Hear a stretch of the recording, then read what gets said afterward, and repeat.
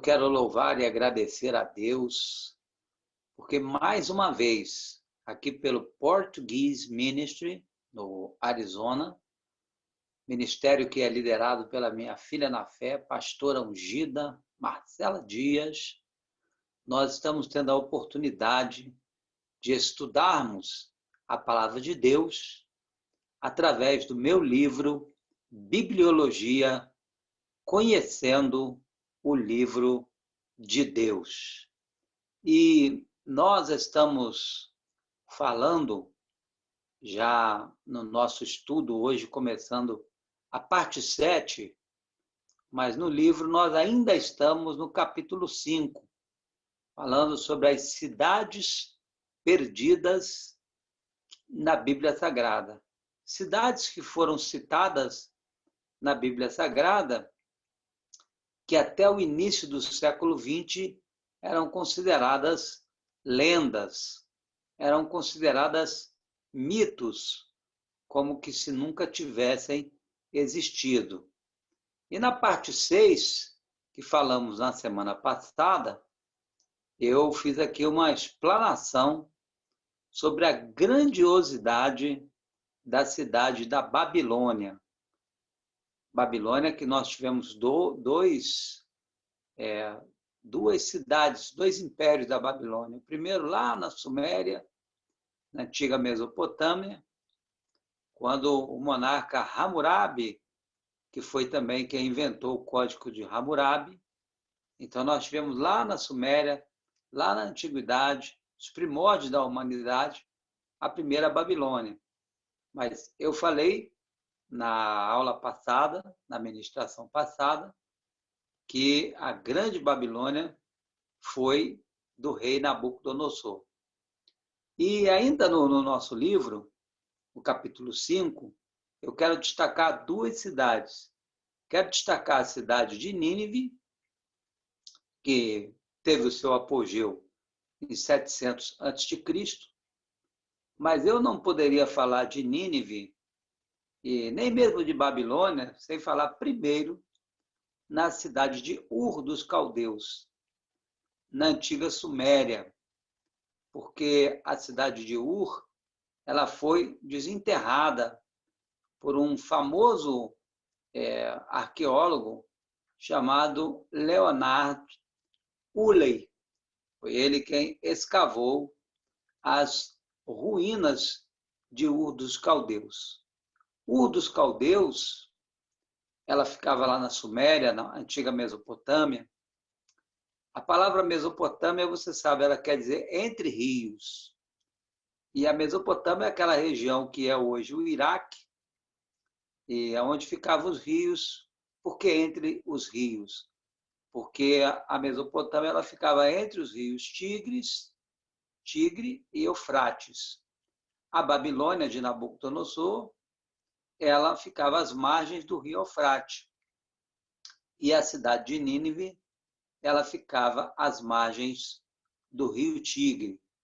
Então, naquela região ali da antiga Suméria, onde estavam também os hititas, enfim, as primeiras civilizações, cerca de 5.000 anos atrás, existiu uma cidade chamada Ur dos Caldeus, ou Uru, como alguns também a chamam. E esta cidade aparece na Bíblia, exatamente ali naquela área Mesopotâmia, que hoje é o Iraque. Ela aparece na Bíblia, no livro de Gênesis, quando Deus chama Abraão para que ele pudesse sair de Ur dos Caldeus e ir para uma terra que Deus haveria de lhe dar, terra prometida, que hoje nós conhecemos como a nação de Israel. Então, em Gênesis capítulo 12, nós temos escrito que Deus chama Abrão, que depois se tornaria Abraão, e Deus lhe fala: sai da tua parentela e vai para a terra que eu te mostrarei. De ti eu farei uma grande nação, e em ti serão abençoadas todas as nações da terra. E olha, abençoarei os que te abençoarem. Olha Deus falando para Abraão. Abençoarei os que te abençoarem. E amaldiçoarei aqueles que te amaldiçoarem. E em Gênesis 12, no versículo 4, está escrito que Abraão tinha 75 anos. Imagine Deus chamar um senhor, um homem idoso, com 75 anos, e lhe fazer uma promessa desse quilate, que dele faria uma grande nação. E foi assim que Ur apareceu na Bíblia Sagrada, e durante muitos anos havia uma dúvida se essa cidade ela realmente existiu. Mas essa dúvida nunca esteve no coração de Leonard Woolley. Por quê? Porque as escavações ali na Babilônia, próximo ao Golfo Pérsico, elas já haviam sido feitas em 1854 por um arqueólogo chamado J. Taylor. Então, já se haviam pistas em 1854 por J. Taylor e por Henry Hall também em 1919. Então, já haviam pistas ali que na antiga Mesopotâmia, na antiga Suméria, naquela região do Iraque, existiam ali vestígios de uma civilização. E Leonard Woolley, como também um arqueólogo que acreditava em Deus e acreditava na Bíblia, ele dedicou sua vida a achar as ruínas da cidade de Ur dos Caldeus.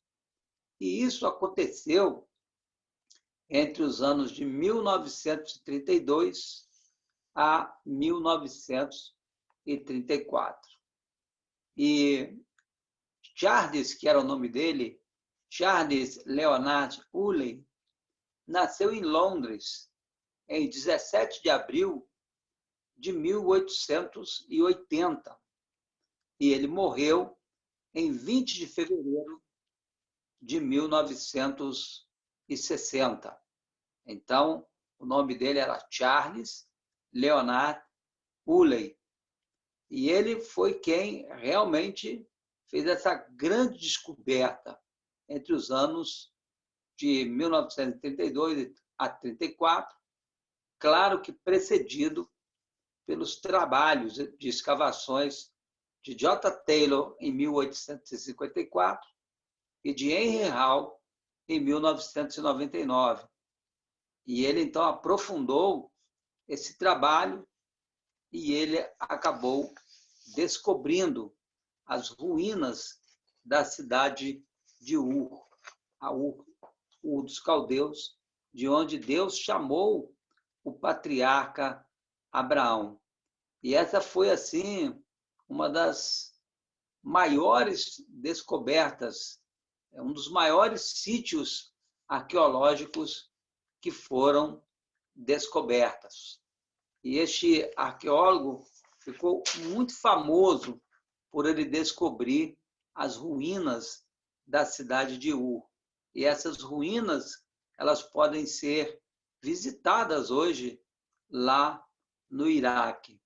E a descoberta de Ur, conforme eu falei na lição passada, ela acabou dando mais credibilidade à palavra de Deus, porque veio a comprovar de que aquilo que a palavra de Deus falava tinha fundamento. Então, hoje, as ruínas de Ur, ali em Mossul, no Iraque, elas podem ser vistas do espaço. Tal era a grandiosidade daquela cidade, que existiu há aproximadamente 5.000 anos. São as origens dessa cidade. Então, quer dizer, desde os primórdios da civilização humana, ali na Suméria, entre os rios Tigres e Eufrates. Então, foi uma grande metrópole, foi uma grande cidade. Então, com o passar dos anos, ela foi sendo desenterrada, até mesmo um grande templo ele foi descoberto. E no nosso livro, entre as páginas 38 e 45, nós temos, inclusive, a fotografia da cidade de Ur, vista do espaço, comprovando que a Bíblia ela é a verdade, que a Bíblia é fiel e verdadeira nas informações que a Bíblia nos passa. Então, eu precisava de falar de Ur, porque tem a ver com o nascimento da nação de Israel e com a chamada de Abraão. E a cidade de Ur, ela aparece em Gênesis, ali no capítulo 12, do versículo 1 ao versículo 4. Falamos sobre a cidade da Babilônia, mas hoje eu quero destacar, eu não estou seguindo a ordem cronológica, estou falando acerca de cidades importantes no capítulo que a gente chama de cidades perdidas da Bíblia Sagrada. A cidade de Nínive, a exemplo de Babilônia, que teve a Babilônia de Hammurabi, lá na antiga Suméria, e a Babilônia de Nabucodonosor. E a cidade de Nínive também ela tem dois períodos. O primeiro período é aquele período onde o profeta Jonas ele chama esta cidade ao arrependimento. Então, a Bíblia Sagrada tem um livro específico onde Deus usa um profeta de maneira específica para uma cidade chamada Nínive. E em Jonas, no capítulo 4 e no versículo 11, Deus se refere a Nínive como uma grande cidade. Jonas, capítulo 4, versículo 11. E Deus estava até ali repreendendo Jonas, nesta passagem, Jonas, capítulo 4, versículo 11. Estou trocando Gênesis por Jonas, falando para ele que como que ele não iria se compadecer de uma cidade com 120 mil habitantes. Então, a cidade de Nínive já era uma cidade muito grande, com 120 mil habitantes, conforme está escrito em Jonas, capítulo 4, versículo 11. E Deus usa o profeta Jonas para chamar essa cidade ao arrependimento. Mas a verdade é que Jonas ele é considerado o profeta fujão. Você conhece essa história? Porque ele não gostava dos habitantes de Nínive.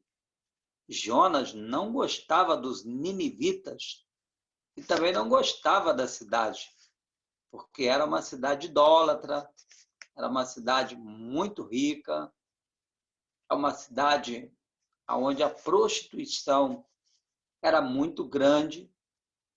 E Deus, quando chama Jonas para pregar a palavra de Deus à grande Nínive, lá no capítulo 1, esse primeiro momento, depois eu vou falar da Nínive de Senaqueribe. Jonas ele se dispôs a ir para Tarsis, que seria hoje a Espanha. Ele se recusou a ir para Nínive. Ele pega um navio, paga a sua passagem e ele vai para a direção oposta daquilo que Deus havia lhe direcionado. Tão tolinho, como se fosse possível fugirmos da face e da presença do Senhor. Em Jonas, capítulo 1, versículo 12, está aqui a chamada. Está assim: ora, veio a palavra do Senhor a Jonas, filho de Amitai. Então, Jonas era filho de um homem chamado Amitai. E no versículo 2, logo no início do livro de Jonas, o Senhor está falando assim: levanta-te, ou sai do seu lugar, sai do seu comodismo, e vai, olha aqui, Jonas 1, versículo 2, a grande cidade de Nínive, o próprio Deus falando, e clama, e prega contra ela, porque a sua maldade e a sua malícia subiu até a mim. Então, o próprio Deus diz que ela era uma cidade grande. Mas o interessante nesse versículo 2 é que diz que a malícia, a idolatria, a luxúria, o pecado da cidade de Nínive subiu até os céus. E antes de destruir a cidade, antes de julgar aquela grande metrópole da antiguidade, porque na antiguidade as cidades, os povoados eram de 2.000, 3.000, 5.000 pessoas. E tanto Nínive quanto Babilônia, que eu falei na lição passada, foram cidades com mais de 100.000 habitantes. E no capítulo 1, então, Deus dá um comissionamento ao profeta Jonas para que ele pudesse pregar e conclamar o arrependimento para essa cidade. Então, Nínive estava também às margens de um rio, assim como Babilônia estava às margens do rio Eufrates, a cidade de Nínive estava às margens do rio Tigre. Tanto o rio Tigre quanto o rio Eufrates ainda existem até hoje, naquele que é o nosso Iraque atual. Mas o interessante é que Jonas tentou fugir do plano, fugir da missão, fugir do propósito pelo qual Deus o havia designado. E ele então foge, compra uma passagem, pega um navio e vai para Tarsis, vai em direção àquilo que seria hoje a Europa, a Espanha. E aí, no meio do caminho, você que conhece, você que já leu o livro do profeta Jonas, Deus faz vir uma grande tempestade. Mas diz o texto lá da Bíblia, o livro de Jonas, que ele foi para o porão e ele dormia profundamente. Mas os marinheiros, eles lançaram lá a garrafa, ou lançaram pedras de sorte, não sei exatamente o que eles fizeram, e a sorte veio cair sobre Jonas. E eles então foram até o porão, acordaram Jonas e falaram: olha, é por sua causa que veio essa tempestade aqui. Quem é você? Qual é o teu Deus? Qual é a tua ocupação? Por que nos aconteceu isso? E Jonas falou: não, porque eu estou fugindo da presença de Deus, me joga no mar, que a culpa é minha, e quando vocês me jogarem no mar, a tempestade vai acabar. Isso é a primeira fase da cidade de Nínive. E os marinheiros, então, falaram: bom, vamos se livrar do problema. E eles pegaram Jonas e jogaram Jonas para Jonas morrer afogado. Imediatamente, quando Jonas caiu no mar, a tempestade cessou.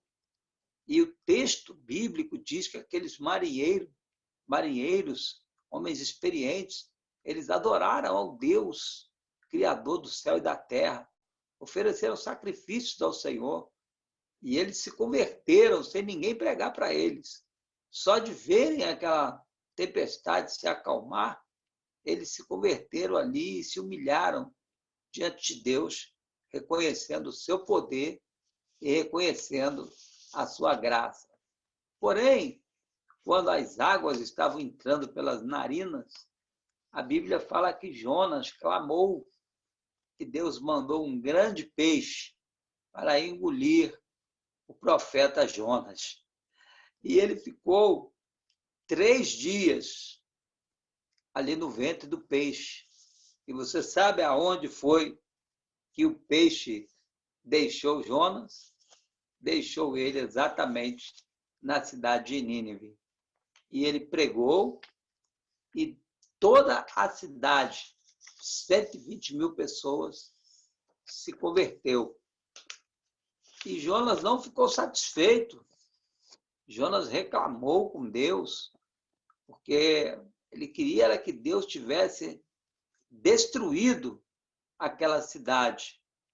E Deus fez nascer uma planta, uma abobreira, chamada abobreira, e estava um calor muito grande, e Jonas começou a ficar super feliz por causa da sombra daquela abobreira. E de repente Deus manda um verme para comer aquela abobreira. E Jonas então começa a reclamar com Deus, porque Deus lhe tinha tirado, isso já no capítulo 4, a abobreira que estava lhe dando sombra. E Deus então fala para ele, capítulo 4, versículos 10 e 11 em diante. Engraçado, você está reclamando que essa abobreira morreu, sendo que você não fez nenhum esforço, nem para que ela nascesse e nem para que ela morresse. E você acha que eu não deveria me compadecer da grande Nínive? Olha a lição que Deus está dando no profeta. Jonas 4:11. Você não acha que eu deveria me compadecer da grande Nínive, que tem 120 mil habitantes e que não sabem discernir entre o certo e o errado? E assim termina o livro do profeta Jonas, com Deus dando uma lição de moral no profeta, porque ele não estava amando as almas como deveria amar. Então, esta é a primeira vez que essa cidade foi mencionada na Bíblia Sagrada. Mas a cidade de Nínive, que também já foi escavada, e suas ruínas são constantemente visitadas ali no Iraque, ela viveu o seu apogeu na época, já havia passado o período do profeta Jonas, e a cidade de Nínive, então, ela mergulhou num crescimento ainda maior e multiplicou as suas maldades, as suas feitiçarias. E aí Deus vai levantar outro profeta, que é o profeta Naum. Da mesma forma como Jonas foi usado por Deus para chamar Nínive ao arrependimento, e a cidade toda se converteu, e depois a cidade voltou à prática do pecado, anos depois, e Deus então levanta Naum para julgar, para trazer o terrível juízo à cidade de Nínive. Então é importante, para que você não se confunda, que assim como nós tivemos a Babilônia de Hammurabi, lá na Suméria, e nós tivemos também a Babilônia de Nabucodonosor. E com Nínive aconteceu a mesma coisa. Nós tivemos a Nínive de 120 mil pessoas, da época do profeta Jonas, do livro de Jonas, e nós tivemos a Nínive, que foi governada pelo rei Senaqueribe, 700 anos antes de Cristo. Então, Senaqueribe foi o rei que idealizou e construiu a grande e poderosa Nínive. Era uma cidade gigantesca. As escavações dão conta de que somente em algumas construções foram contabilizados aproximadamente 160 milhões de tijolos. Você imagina que nós temos no Brasil, nós temos 210 milhões de pessoas aproximadamente. Então, Senaqueribe projetou estradas, projetou quadras, construiu o famoso Palácio Sem Rival, Então havia ali em Nínive, a Nínive do rei Senaqueribe, um palácio sem rival, ou seja, palácio que não existe nada igual, cujo plano desse palácio sem rival foi inteiramente recuperado pelos arqueólogos, com dimensões de 503 metros. Isso está na página 39 do meu livro Bibliologia, Conhecendo o Livro de Deus. E esse palácio sem rival, ou sem igual, ou sem concorrente, ele continha 80 salas, muitas das quais eram preenchidas de esculturas. Um largo número de tablets cuneiformes. Você sabe que na Suméria antiga, a escrita era uma escrita cuneiforme, que eram aqueles símbolos, a exemplo do que era a escrita do Egito. E foram encontrados muitas escritas cuneiformes ali nas ruínas da cidade de Nínive, do rei Senaqueribe. A fundação sólida, ainda estou lendo na página 39, era feita de blocos de calcários e tijolos de barro. E esse palácio sem rival, ele tinha 22 metros de altura. No total, isso aqui eu retirei da Wikipédia, no total as fundações eram feitas de aproximadamente 2.680.000 metros cúbicos de tijolos. As paredes do topo, feitas de tijolos de barro, eram de uma altura adicional de 20 metros.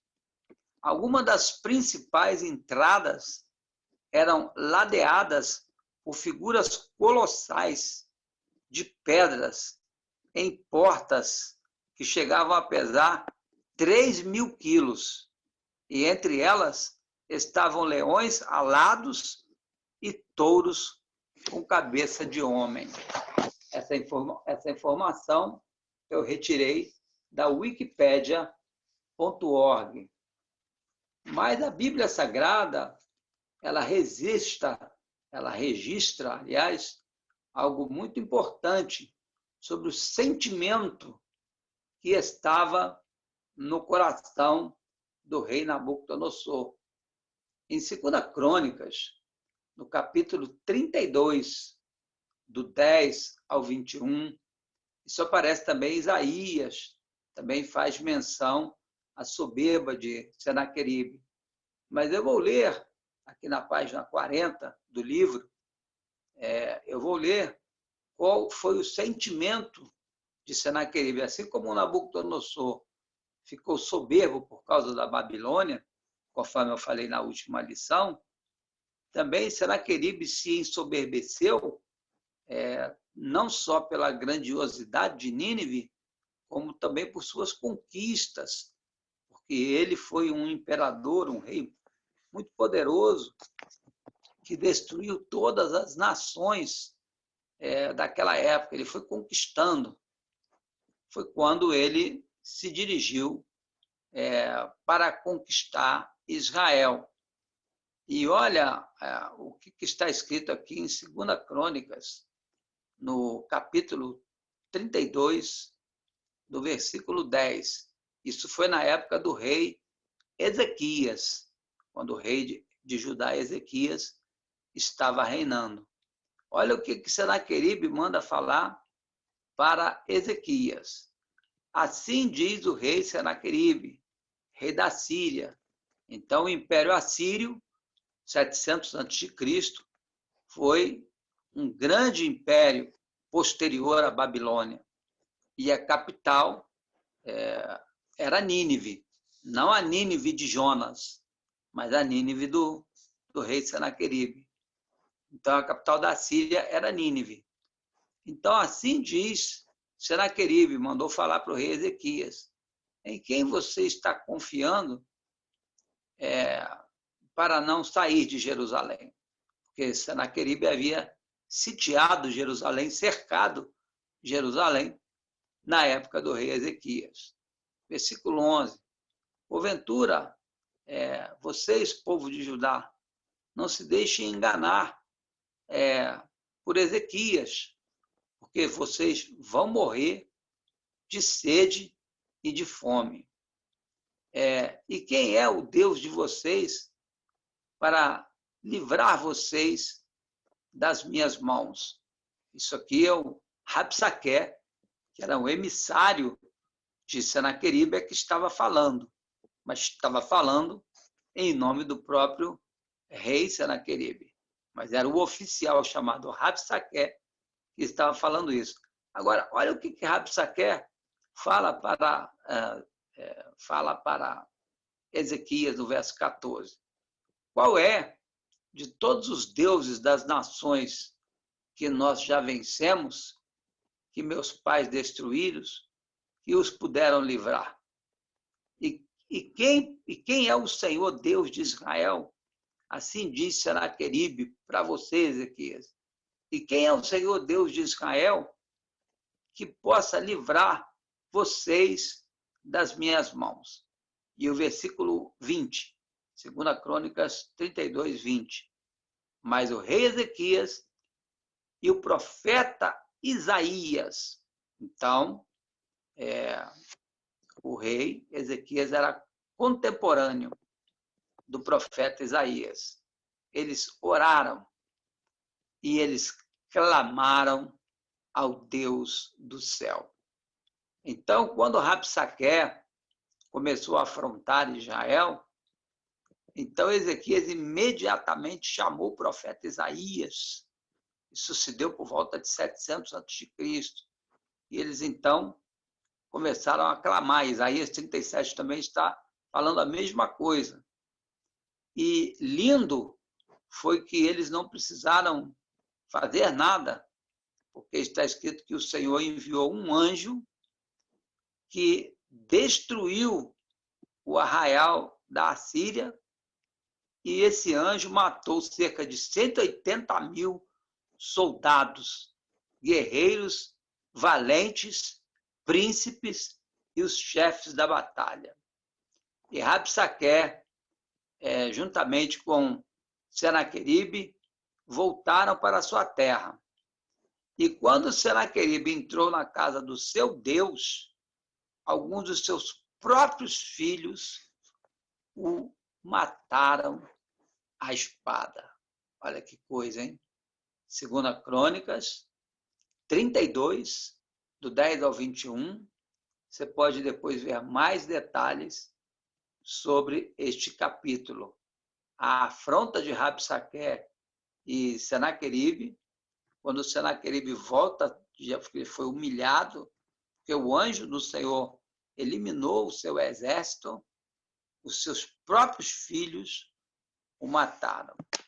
E aí o profeta Naum, ele começou a profetizar a queda, assim como Jonas provocou o avivamento e a rendição a Deus. Anos depois, eles voltaram ao pecado.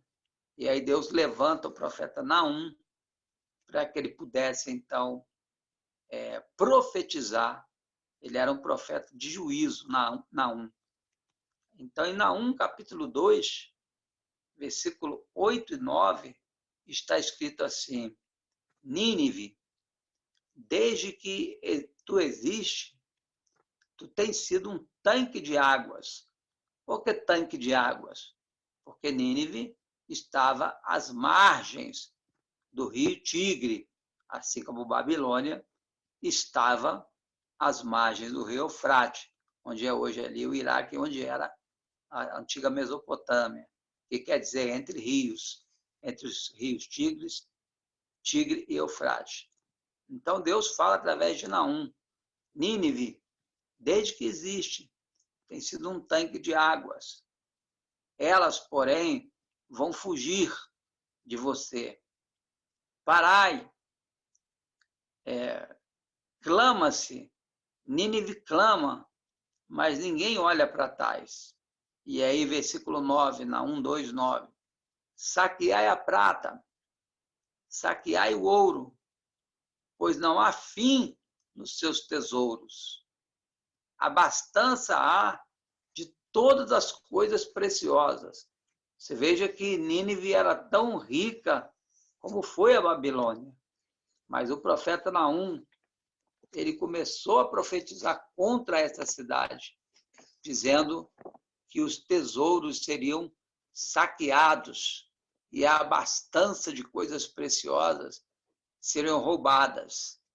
E na Wikipedia.org está dizendo que Nínive, estou lendo a página 40 do meu livro, Bibliologia, Conhecendo o Livro de Deus. Nínive foi atacada pelos medos por volta do ano 625. E eles também aliaram-se aos caldeus e aos susianos, e depois atacaram novamente a cidade de Nínive.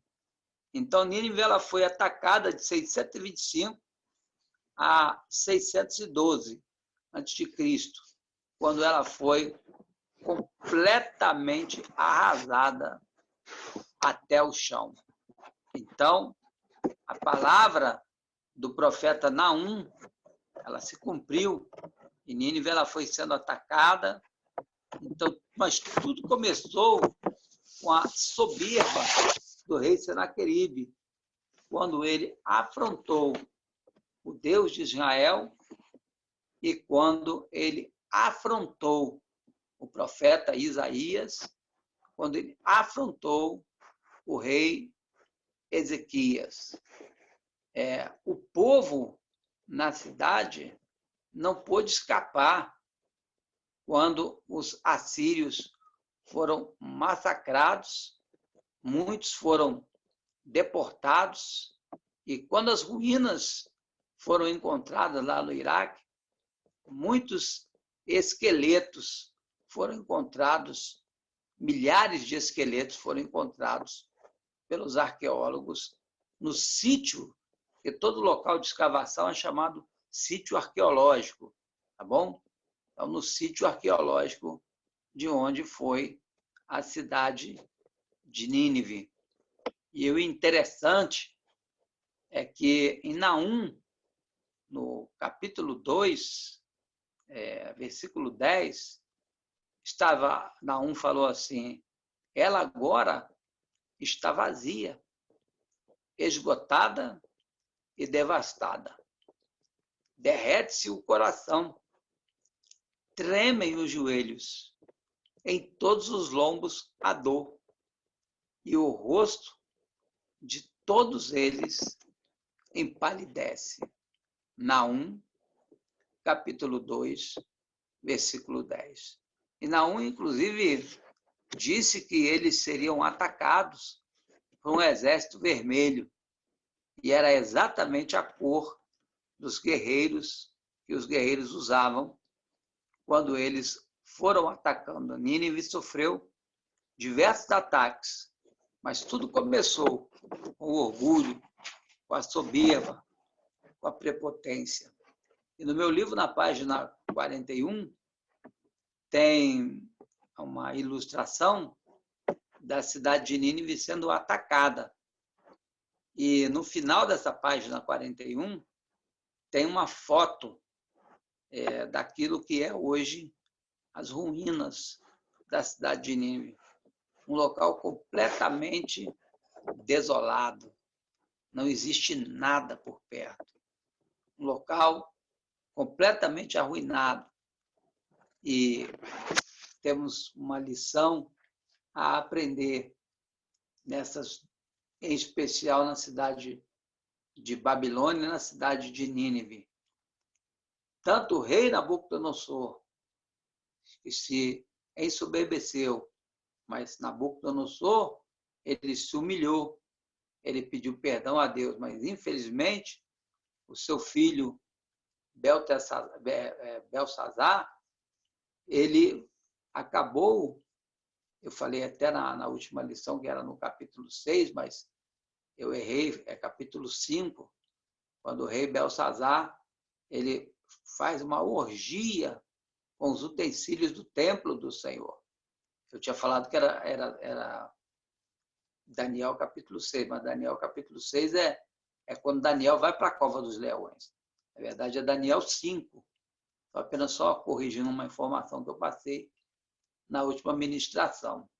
E ali Babilônia foi julgada, e também depois de diversos ataques ela acabou caindo para os persas. Mas a mesma coisa aconteceu com a Síria, com a cidade de Nínive, que teve um tempo maravilhoso de arrependimento, quando já tinha uma população de 120 mil pessoas. Jonas 4:11 fala sobre grande Nínive. Experimentaram um avivamento tremendo. Deus deu um avivamento tremendo, deu uma oportunidade tremenda para Nínive. Repreendeu o profeta Jonas, porque ele não queria pregar para aquela cidade. E Deus deu uma lição nele. E o livro de Jonas termina com uma grande repreensão de Deus no profeta, porque ele não estava amando as almas. Mas logo depois, ela perde aquele avivamento. E aí se levanta Senaqueribe com todas as conquistas, vai conquistando, vai enchendo a cidade de ouro, prostituição, idolatria. E aí ele resolve atacar Jerusalém de Ezequias, e Ezequias, que andava de braço dado, o profeta Isaías. E aí também isso está lá em Isaías 37. Ele afrontou a Deus, afrontou os judeus. E Deus então mandou um anjo sobrenatural, um anjo matou, acabou com o exército de Senaqueribe. Ele volta humilhado para a sua terra, ele é morto pelos próprios filhos. E aí vem o profeta Naum e estabelece um pesado juízo. E a cidade de Nínive, então, começou a sendo atacada. E aí nós temos todas as profecias de Naum falando da ruína e da devastação da cidade de Nínive. Fechando, poderia falar de muitas cidades, mas eu acho que nós tínhamos que falar sobre Ur dos Caldeus, que foi de lá que Deus chamou Abraão, uma das cidades mais antigas do mundo, cerca de 5.000 anos atrás. Foi de lá que Deus chamou Abraão e de lá que nasceu a nação de Israel. Terá, Naor, então toda a família de Abraão viveram em Nínive. Mas precisávamos de falar, porque essas também descobertas arqueológicas, tanto de Nínive quanto de Babilônia, deram muita credibilidade, como nós vamos falar ainda, dos manuscritos do Mar Morto, e a nossa próxima lição. E esse já dei uma pincelada em lições passadas, mas o próximo capítulo é dedicado aos manuscritos do Mar Morto. Fica aqui para nós, tanto pelo Portuguese Ministry da pastora Marcela, quanto pelo Zoom, conferência call, temos feito pelo Zoom, pelo Portuguese Ministry, com retransmissão pelo YouTube, e a gente dá réplica no Facebook. O nosso negócio é passar a palavra de Deus para frente. Que a palavra corra e seja glorificada. Mas que cada um de nós possamos ser humildes, sabendo que nós não somos nada, que Deus é a nossa força, Deus é que nos exalta, é que nos engrandece. Se temos alguma coisa, é por causa do Senhor. Mas que a gente nunca esqueça do que está escrito no Salmo 39, versículo 5, que todo homem, toda mulher, por mais firme que esteja, é pura vaidade. Você sabe o que eu sou? Olhe para mim. Você sabe o que eu sou? Eu sou uma vaidade. Eu não passo de uma vaidade. Hoje eu estou aqui, amanhã eu posso não estar. Sabe o que você é? Você não passa de uma vaidade. Esse negócio de puxar carteira para falar com quem que é, dar carteirada, com quem que você está falando? Você está pensando que está falando com quem? Está aí, ó, coronavírus mostrando o que é o ser humano. Nós não somos nada. Nós somos pó e cinza. Todo homem, por mais firme que esteja, pura vaidade. Assim como foi Senaqueribe, assim como Deus fez com Nabucodonosor. Então, que a nossa palavra seja o que está lá em Romanos 11:36. Dele, por meio dele e para ele são todas as coisas. E a Deus toda a honra, toda a glória e todo louvor. Que Deus nos conserve sempre humildes e que Deus seja louvado para todos sempre. Amém. A próxima ministração, nós vamos estudar os manuscritos do Mar Morto. Você vai ser muito abençoado. Foi muito bom estar com você. Glória a Deus.